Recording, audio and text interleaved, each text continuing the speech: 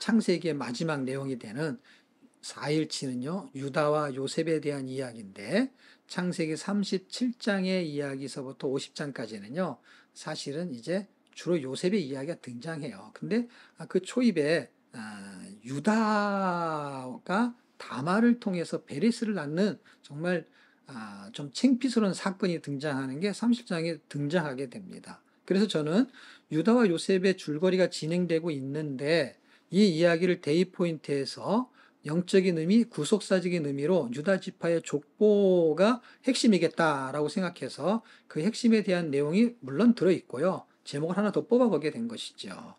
자, 그 밑에 보시게 되면 예수 그리스도가 야곱의 족보에 나타난 유다 지파의 족보를 통해 약속된 자손임을 확인할 수 있다. 그러니까 유다 지파의 족보가 굉장히 중요합니다. 그 족보하고 연결되는 이야기가 요셉하고 연결이 되겠지요. 그래서 아담에게 약속한 여자의 후손, 아브라함에게 약속한 자손이 누가복음에는 족보로, 마태복음에는 족보로 설명되어지고 있거든요.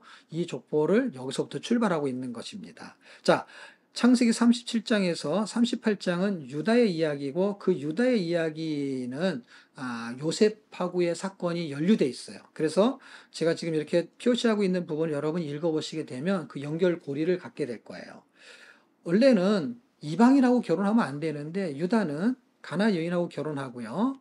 아들 셋을 낳게 돼요. 오낫, 셀라라는 아들을 낳게 되는데 유다의 큰 아들 엘이 다말이라는 여인하고 결혼하게 됩니다. 그런데 아이가 없이 죽게 됐어요. 유대인에는 이스라엘은 관습이 있는데요. 가족의 결속과 보호를 위해서 후손의 대를 이어야 되기 때문에 대가 끊어지면 안 되니까. 사실 우리나라에도 그런 게 있잖아요. 큰 집에 아들이 없으면요. 그 작은 집에서 아들을 막 꿔줘서 그 아들이 그 집에 가가지고 장손을 이어가는 경우가 있거든요. 저희 집안에도 그런 형님을 제가 본 적이 있습니다.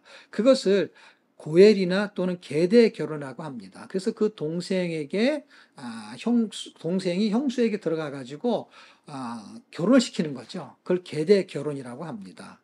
그런데 이 둘째도 결혼시키니까 죽게 되는 거예요.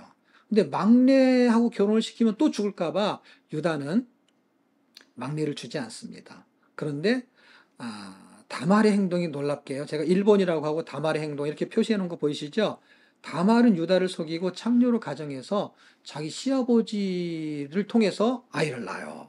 도대체 이런 일이 왜 생길 수 있을까요? 그런데요. 하나님의 언약을 성취하기 위해서라고 제가 달아놨잖아요. 왜냐하면 대를 이어야 되고 유다의 지파를 통해서 예수님이 오시게 되는 거거든요. 창세기 49장에 보게 되면 유다 지파를 통해서 한 홀이 나요. 그러니까 거기에 왕적인 권위가 있는 분이 탄생한다는 거예요. 근데 이게 끊어지게 되는 것이죠. 그런데 이것을 다말이 이어가고 있는 거예요. 다말이 창녀로 가정해서 하나님의 언약을 이어간 것은요, 정말 이해할 수 없는 하나님의 계획이에요. 사실 인간적으로는 저도 이해할 수가 없어요. 근데 제가 이해할 수 있었던 것은 뭐냐면, 이해할 수 없는 하나님의 계획이 룻기의 족보를 통해서 다윗 예수 그리스도 연결되고 있다는 거예요. 그러니까 이것은 분명히 아, 유다 지파의 족보를 통해서 여자의 후손을 약속한 것이 연결되고 있는 것이고 그 연결되고 있는 것을 이방인의 여인인 다말을 통해서 하나님 이루시고 있다라는 거예요. 이 놀라운 비밀이 등장하는 것을 룻기를 통해서 한 번 확인할 수 있고요. 이것을 저는 뭐하고 연결시켰냐면 세 번째, 처녀의 잉태를 통해서 성육신하신 예수님에 대한 이야기로 저는 연결시켰어요.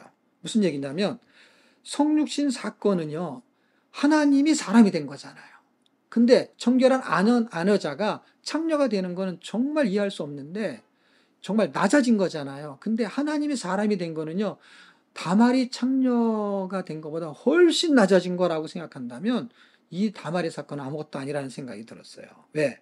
성육신 사건은요, 다말이 창녀로 가장한 사건보다 더 이해할 수 없기 때문에 예수님은 창녀보다 더 낮아짐으로 성육신하여 우리의 기업이 되어주시는 사건이거든요. 이것을 제가 믿어지면서 하나님은 이해할 수 없는 사건을 통해서 우리를 예수 믿게 하는 거잖아요. 그 놀라운 비밀이 유다와 요셉을 통해서 흘러가고 있고요. 한 장을 넘겨보시게 되면 이제 요셉의 꿈이에요. 왜냐하면 요셉이라는 사람은 정말 특이한 사람이잖아요. 요셉의 꿈은 어떻게 풀리는가 할 때 요한계시록에 보면은요. 요셉의 꿈하고 아주 비슷한 이야기가 등장하게 되고 그거는 계시록 12장의 사건을 제가 가지고 왔는데요. 요한계시록을 통해서 요셉은 메시아를 예표하는 사건을 보여주고 있어요. 그래서 이것은 종국의 요한계시록은 종말을 다루고 있잖아요. 요셉의 꿈을 통해서 하나님이 원하시는 것은 교회를 통해서 영적인 이스라엘, 그 영적인 이스라엘을 통해서 만민을 구원하시고자 하는 하나님의 계획으로 확인할 수가 있고, 그 확인은 어떻게 되느냐? 야곱의 가족이 애굽에 들어간 이유와 그 다음에 그것을 통해서 하나님이 출애굽에 대한 것을 연결시키는 것이 연결고리가 되거든요. 그래서 현실적으로는 그 당시에 사실 기근이었어요. 제가 짧은 시간에 모든 얘기를 다 할 수 없지만 어차피 여러분이 성경을 읽잖아요. 읽으면 줄거리를 다 알잖아요. 그 줄거리를 통해서 7년 흉년 7년 기근의 사건을 다 알잖아요. 그 여러분이 그것을 제가 설명하지 않아도 이미 성경을 통해서 핵심 줄거리를 파악했다고 가정하고, 저는 뼈대와 그 다음에 구속사적인 핵심을 설명하는 거기 때문에 그 내용을 좀 줄거리를 생략하더라도 여러분 이해해 주시고, 현실적인 기근을 통해서 성경이 말하고 싶은 것은 영적으로 구원을 계시하는 거거든요. 그래서 출애굽 사건은 영적으로 이 죄에서 구원받는 사건을 설명하는 거예요. 자, 영적 출애굽을 통한 구원을 계시하는 게 출애굽의 목적이고요. 육적 이스라엘의 야곱 가족을 애굽으로 내려가게 하시게 되는 것이죠. 그리고 어떻게 구원하느냐? 한 사람 요셉을 앞서 보내서 그 애굽에서 준비하게 만들어요. 그래서 요셉에게 보이신 하나님의 꿈은 어떻게 실현되느냐 할 때 그 꿈은 만민의 생명을 구원하기 위해서 하나님은 요셉을 단련시키게 되고, 만약에 우리에게 이런 동일한 은혜를 주시고 이것을 동역자로 삼았다면 성도는 영혼을 구원하기 위해 말씀으로 단련되어져야 된다. 우리가 성경을 읽는 것은 일독이 목적이 아닙니다. 그것은 수단이고 목표고요. 성경을 읽어서 말씀으로 단련되어지는 거예요. 저도 계속 단련되어지는 과정을 거치고 성숙되어지는 것을 경험하게 됩니다.